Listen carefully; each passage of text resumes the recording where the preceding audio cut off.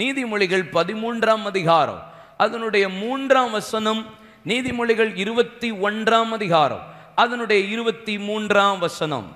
தன் வாயை காக்கிறவன் தன் பிராணனை காக்கிறான். தன் உதடுகளை விரிவாய் திறக்கிறவனோ கலக்கமடைவான். அடுத்தது, தன் வாயையும் தன் நாவையும் காக்கிறவன் தன் ஆத்துமாவை இடுக்கண்களுக்கு விலக்கி காக்கிறான். அல்லேலூயா.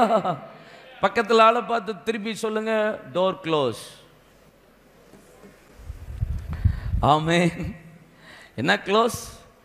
Door close ஆயிரணும். உங்கள் நாவையும் உங்கள் வாயையும் காத்து கொள்ளுங்க.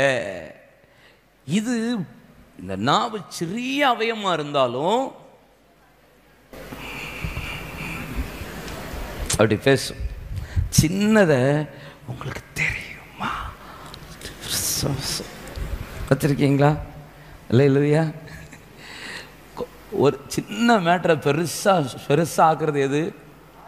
வாய், நாவு. ஒரு சின்ன தீ காட்டையே கொளுத்துதான். ஒரு சின்ன சுக்கான் கப்பலையே திருப்புதான்.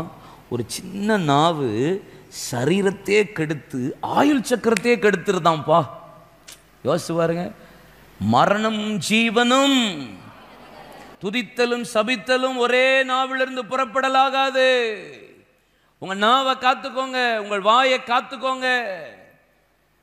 மரணமும் ஜீவனும் உங்கள் நாவின் அதிகாரத்தில் இருக்கிறது. அதை காத்துக்கொள்ளுகிறவன் தன் பிராணனை. வா, எவ்வளவு பெரிய வேர்டு யூஸ் பண்றாரு பாருங்க.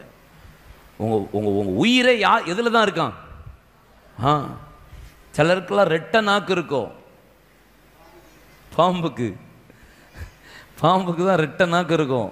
ஆமா, அங்க ஒண்ணு பேசும், இங்க ஒண்ணு பேசும், வெளியே போய் ஒண்ணு பேசும். அவுட் ஆஃப் சிலபஸா ஒரு மாதிரி பார்க்குறீங்க?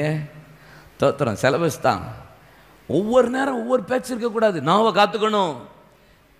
தி பெஸ்ட் எக்ஸாம்பிள் என்ன தெரியுமா? இயேசு.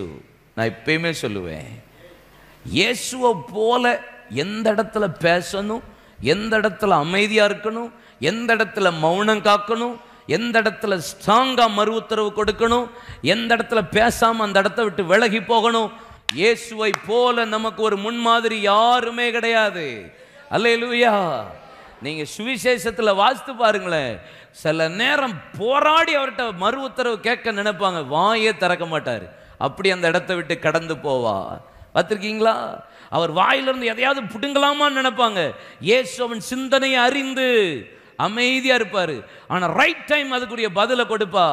இயேசு பேசினது போல இன்னைக்கு கர்த்தருடைய பிள்ளைகள் பேச கிருபை தாங்க.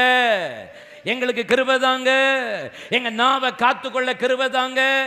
ஆண்டவரே, எங்க வாயை காத்துக்கொள்ள கிருபை தாங்க.